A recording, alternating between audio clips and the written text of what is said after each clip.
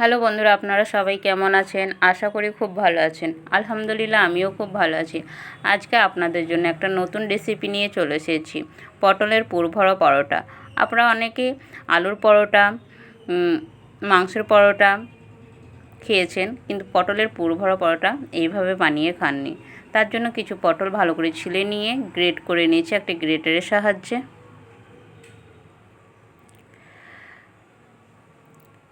সব পটলগুলো ঠিক এইভাবেই গ্রেট করে নিতে হবে।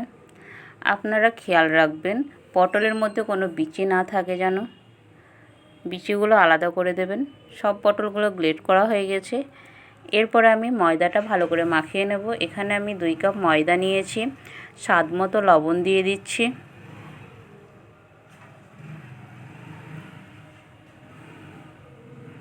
সাদা তেল দিয়ে দিচ্ছি। ভালো করে ময়দাটা মাখিয়ে নেব হাতের সাহায্যে।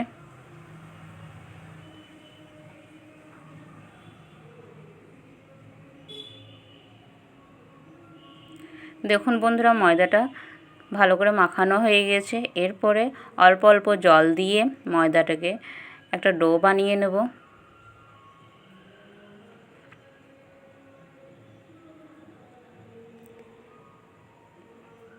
এইভাবে ময়দাটাকে যত মালিশ দেবেন তত ডোটা ভালো হবে, পরোটাগুলো ভালো করে ফুলবে। তাই একটু মালিশ দেওয়ার চেষ্টা করবেন। দেখুন বন্ধুরা, ডোটা বানানো হয়ে গেছে। আমি 10 মিনিটের জন্য রেস্টে রেখে দেব। আর এই 10 মিনিটে আমি পটলের পুরটা বানিয়ে নেব। তার জন্য একটা কড়াই নিয়ে নিয়েছি। কড়াইয়ে পরিমাণ মতো সরিষার তেল দিয়ে দিচ্ছি। তেলটা গরম হয়ে গিয়েছে। এরপরে আমি দিয়ে দিচ্ছি পেঁয়াজ কুচি। এখানে আমি একটা পেঁয়াজ কুচি নিয়েছি। পেঁয়াজ কুচিটা ভালো করে ভেজে নেব। যখন লাল লাল কালার হয়ে যাবে তখন আমি আদা রসুনের পেস্ট আর বাকি মশলাগুলো দেব। দেখুন বন্ধুরা, পেঁয়াজটা ভাজা হয়ে গেছে। এরপরে দিয়ে দিচ্ছি 1 চা চামচ আদার পেস্ট, 1 চা চামচ রসুন পেস্ট।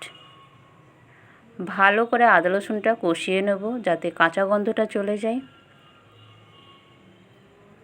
দেখুন বন্ধুরা, আদা রসুনটা কষানো হয়ে গেছে। এরপরে দিয়ে দিচ্ছি হলুদ গুঁড়া 1 চা চামচ, লঙ্কার গুঁড়া 1 চা চামচ, স্বাদ মতো লবণ, জিরা গুঁড়া 1/2 চা চামচ, চাট মশলা 1/2 চা চামচ। সবগুলো মশলা একসঙ্গে ভালো করে কষিয়ে নেব। দেখুন বন্ধুরা, মশলার কালারটা কত সুন্দর এসেছে। মশলাটা তেল ছেড়ে দিয়েছে। এরপর আমি গ্রেট করা পটলগুলো দিয়ে দিচ্ছি। পটলটা ভালো করে নাড়াচাড়া করে কষিয়ে নেব। দেখুন বন্ধুরা, পটলটা প্রায় হয়ে এসেছে। ওপর থেকে কিছুটা ধনেপাতা কুচি দিয়ে দেব। ধনেপাতা কুচি দিলে স্বাদটা বাড়ে, খেতেও খুব ভালো লাগে। দেখুন বন্ধুরা, পটলের পুরটা রেডি হয়ে গেছে। আমি নামিয়ে ঠান্ডা করে নেব।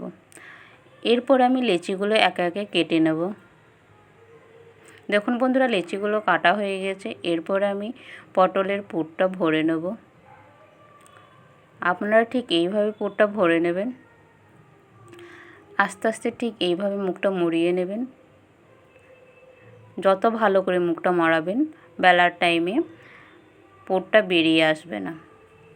ঠিক এইভাবে পরোটাটা আস্তে আস্তে বেলে নিতে হবে, না হলে পুরটা বেরিয়ে যাবে। বাকি পরোটাগুলো একইভাবে বেলে নেব। দেখুন বন্ধুরা, পরোটাগুলো বেলা হয়ে গেছে। এরপরে কড়াইয়ে দিয়ে দেব। একদিক ভালো করে ভেজে নেব। একদিক ভাজা হয়ে গেছে, উল্টিয়ে দেব। এরপরে পরিমাণ মতো সরিষার তেল দিয়ে দেব। ভালো করে উল্টে পাল্টিয়ে ভেজে নেব। দেখুন বন্ধুরা, পরোটাটা কত সুন্দর ফুলছে, কালারটা কত সুন্দর এসেছে। আমার পরোটাটা ভাজা হয়ে গেছে। এবার পরিবেশন করব। এই পরোটাটা টমেটো সস দিয়ে খেতে খুব ভালো লাগে। দেখুন বন্ধুরা, কত সুন্দর হয়েছে। এবার আমি ভেঙে দেখাচ্ছি। দেখুন বন্ধুরা, কত সুন্দর হয়েছে। আমার ভিডিওটা যদি ভালো লেগে থাকে লাইক, কমেন্ট, শেয়ার করবেন। আরও নতুন নতুন ভিডিও পেতে সাবস্ক্রাইব করবেন।